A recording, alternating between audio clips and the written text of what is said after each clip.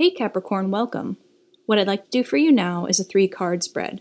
Recent past, current situation, and moving forward with a couple of clarifiers, and finally an oracle card. So it feels like in the recent past there was some kind of deep emotional outpouring. There was some kind of elicited response that I feel like you're currently wondering if it was all a lie. The magician can be an alchemist, it can be a magic maker, and it can also be a manipulator. And I feel like with the Five of Cups and the Four of Cups and the current energy, you might be wondering if you have been manipulated into feeling a certain way. There's like this sense in the current energy of like a deep rejection, a withdrawal.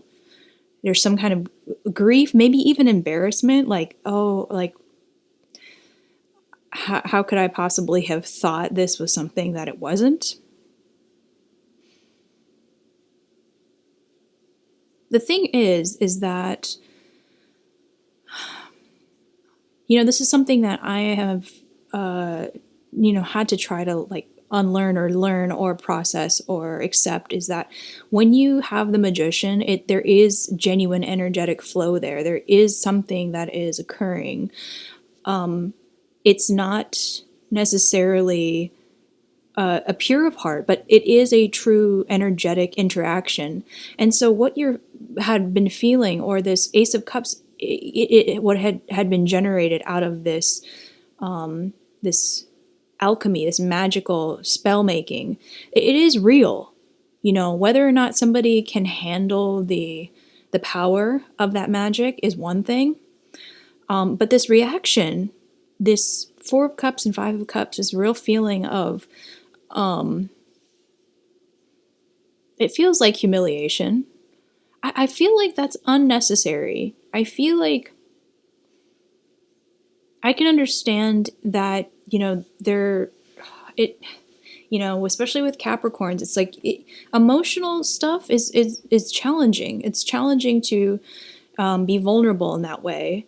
And I think that there's a boing back, here with the emotional outpour and then the feeling of rejection, and then it's just pure grief. And I really don't think that's a necessary feeling to have, because moving forward, you have the Page of Swords and the Six of Cups. And I feel like my advice in this circumstance is to expose yourself to, like wholesome stuff. Like, kind of, I feel like, this is a good time to kind of soothe yourself, get back into, a more pure state, perhaps, like, watching Disney movies, like that kind of thing. Something, your old childhood favorites or whatever that kind of brings you joy.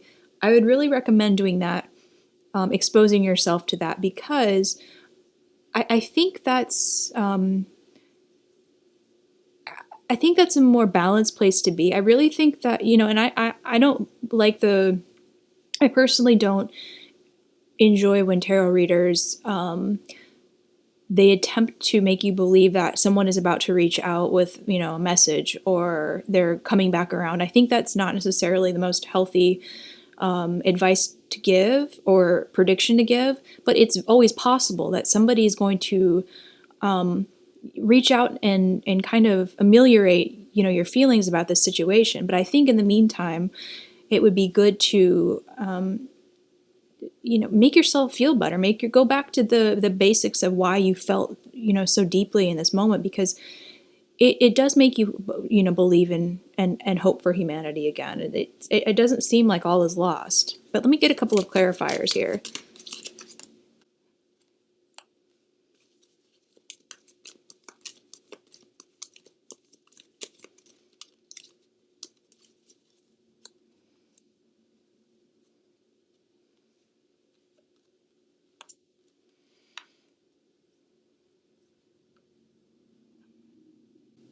Four of Swords, that's a lot about getting some space. I mean, honestly, like, maybe there felt like there was a lot of motion happening here, and when there maybe was a timeout taken, or a little bit of a pacing that needed to be heeded or understood, I feel like you went straight to grieving. You went Three of Swords. You went straight to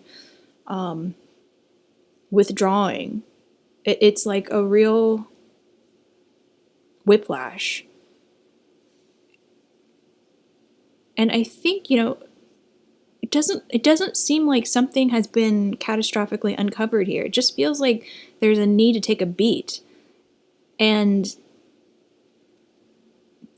you're entitled to feel the way that you feel, to process things the way you process them, but moving forward, there's a real like rebuilding that inertia in a tangible, real world, like this is a very young, inspired, and action-oriented energy. Six of Cups is about, nostalgia and childhood. And then the Page of Swords, the Page of Pentacles, is about like taking steps in a tangible way to kind of revisit that feeling. I think there's just a little bit of maybe misunderstanding here. Like, I feel like I feel like you're in the middle of processing something emotionally. But the outcome is not, it doesn't feel as deep and catastrophic as you're feeling right now. But let me pull an oracle card.